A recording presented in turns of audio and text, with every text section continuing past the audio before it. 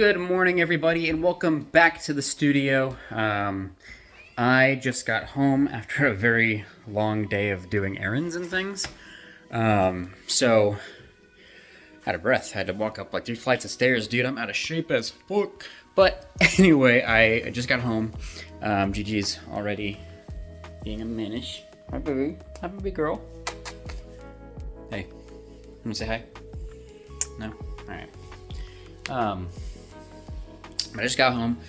I worked this morning from 8 to 4:30, got off, and then immediately went to Jesus Christ. I went to the bank, had to deposit some money, and then filled up my gas tank, all boring ass errands type stuff. Went to feed my mom's pets, etc. And then I went over to my grandpa's house and got a hold of some games that I forgot I had over there that my dad had. Not really some games, but really just one. But it's still cool to show because it's pretty rare. But I got an empty case for Tony Hawk Pro Skater 4. So I don't mind collecting empty cases either, because empty cases, especially when the store opens, are going to be really useful for completing games and making them exponentially more expensive. And then also an incomplete copy of Metroid Prime / Metroid Prime 2 Echoes bonus disc. It has the bonus disc, but it does not have Metroid Prime. So as soon as I find a loose copy of Prime, that would be pretty good. I don't know how much this goes for. I've actually not looked that up yet, but maybe in the next couple fill you guys in. But a game I do know the price for is the game that I forgot I had over there. And it is a very expensive one, and that is Alundra for the PlayStation 1, which is a very expensive game. It's like a $150, $200 game. It does not have the manual, but it does have the map, which the map is arguably rarer than the manual. So this actually, I have a funny story about this one. Also, if you know about Working Designs games, you know that the discs come in different variants. I think for Alundra there's 4 different variants, but this is the one that I have. And also, since I have the PS3, I can actually test and play it, because I think I actually want to play it to completion, because I've never beat it. I've played it a little bit here and there, but I do know Alundra is a really solid game. It's one of my dad's favorite games of all time, so I definitely want to play it. But there's a funny story about how I actually acquired this game. I think I might have an actual video on my old channel when I first started collecting, not for the game store, but just personally, talking about this, but I don't remember. But basically, I did back when I was hardcore collecting, I would peruse eBay and look at deals and stuff that I could find or whatever. And sure enough, I saw Alundra go on an auction on eBay for, like, it was at like $50 or something. Like, it was a low bid, $45, $50. I put in max bid of $60. I won it for $58. The game with the map and everything, $58, $200 video game. That was crazy. So yeah, like, I mean, people say it all the time, but opportunity is everywhere for collecting. Because people always talk about how they don't get into video game collecting because it's so expensive and it's so difficult, etc., etc. But you can find gems if you just go out and do some work. And like, obviously not every game is expensive. I mean, I think a majority of the games on the market right now for PS4 and PS2 are in the, like, anywhere from $10 to $20 range. Which, it is a lot of money, when you think about it. But obviously, if you go thrifting, you can find, Monopoly for PS1 for $1. There are ways to make money. There are ways to make money, but more importantly, there are ways to acquire good video games without going broke. You just kind of have to be a little lucky and also a little dedicated, I would say. I think the more dedicated you are, the easier it is to come across this kind of stuff. So, yeah, that's pretty much it. that's the number one thing I wanted to show you guys today. I will probably fill this video up with one of those like ideas for the game store type stuff, or just me talking about like a top 10 or whatever it is. But I will see you guys in the next clip and we will discuss that. Alright, so today I have decided what I'm going to film for the rest of this vlog. Gigi, she says hi. She's actually just got up from a little nappy nap. It is very late. It is 12:38 a.m. I kind of got a little carried away playing some. Got my eye. Is it red? I can't tell. I got a little carried away playing some 7 Days to Die with the boys, drinking, and all that fun stuff. But it is late. I don't work until 1:30 p.m. tomorrow, so I'm not super worried about going to bed. I mean, I'll probably go to bed within the next 2 hours or so. But I decided I really want to finish this vlog before I go to bed, for sure. So I have what I wanted to talk about here. Oh, and also, I'm not sure if I'll be continuing using the phone to film these, or if I'll switch back over to my GoPro, because I did find it. It was under my bed. So I'm not sure. I think in general the GoPro is easier, because like getting all of the files from my phone onto the computer is just kind of slightly annoying. It's not super difficult or anything, but like the organization for whatever reason is odd when I'm like dragging and dropping the files. Also, it's mirrored. I think when I upload it or when I work on it, the footage is mirrored, as opposed to the GoPro. So I don't know what that is a result of, but I'm too lazy to flip it, so I guess I don't really care that much. But yeah, I plan on figuring out what I want to do with that. I really want to get a new GoPro, but that's probably gonna wait. I'm hoping to score a new GoPro before I head to to Japan in October. So if I can swing a GoPro, a newer GoPro like the 11 or whatever by then, that would be great. But we'll see. But anyway, let's get into the video. It's basically what my immediate plans are for vlogs and videos in general. What I'll be talking about, what I'll be doing, what I'll be filming. So if that interests you, then carry on watching the video. But basically, I've got a few bullet points I want to go through and talk about real quick. Hopefully I haven't spoken too much about all of these things. I think I've touched on some of them a little bit, but some of them I don't think I've mentioned at all yet. So the number one thing is obviously I want more thrifting videos. I want way more videos of me going out and finding stuff for the game store. I want to film, because I like those videos. I think those were fun.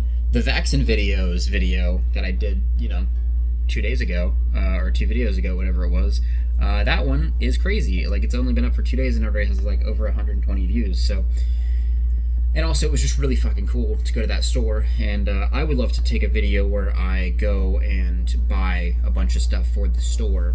I also think it would be pretty cool to film a video where like I go with a buddy and we just, like, I give him like $100 or $200 and they run through the store and buy me like a little mystery amount, or a little mystery bundle of games. I feel like that'd be super fun, super cool. And in videos like that, like really more interesting vlogs, I think would be really fun. But we'll see. That would be so cool to do, I think. Another thing too is I'm going to be trying my best to upload 5 days a week. I don't know exactly when that's going to start. I'm hoping like this is the start of that trend. But the 2 days that I work my other job, my second job, I obviously don't even want to worry about it, because I'm already so dead tired after those days are over anyway. So I don't want to worry about filming or editing or any of that. So Monday, Sunday is when I do those. So Tuesday through Saturday, I would like to film if I can. Not, maybe not every single week it'll be 5 videos, but I would like to have a lot more videos up. And I don't want them to be like filler. Like, I feel like these last two videos have been kind of filler-y. The rambling one and this one. I'm not super like happy with them, I guess. I don't know. I feel like they're a little. I mean, they're a journal, right? They're like a little video diary. But they're not like the most creatively fulfilling things that I've ever created. And I feel like only like a very small percentage of people will find them even a little interesting. But I would like to make sure that my future videos are not like this the majority of the time. That's partly why I haven't uploaded as consistently as I want. It's because I feel like I don't want to waste people's time with uninteresting topics or whatever. But then who knows? Maybe people listen to this in the car, and maybe it's interesting. I don't know. Anyway, moving on. Next thing this is the big one, is the Japan trip. I mean, I've talked about it a little bit here and there, but on Wednesday, this coming Wednesday, I'm going to be going, talking with a buddy of mine on Discord to, one of the guys I'm going on the trip with, to discuss that a little more, as that trip is vastly approaching, a lot sooner than I anticipated. I can't believe it's already the 9th of August, which is fucking crazy. So I don't have much time left, especially to save up money and to go, to plan it all out. So we're going to plan it out this week. But I'm excited because I'll be filming the whole thing. We'll be going a lot of fucking It's 2 weeks long. We're there for 2 weeks. So my goal is to bring my laptop with me and film or edit while I'm there. Kind of have daily vlogs up every day. That's the goal anyway. I'm not sure how likely that'll be because it is vacation. So, but I feel like I'm more inclined to do them consistently and get them out soon enough if I do them all like every single day, rather than what happened with Thailand, where I filmed months worth of content. Granted, those were way more ambitious than a typical vlog, but then I only released 3 videos, and there's like so much more footage of that trip that has never seen the light of day.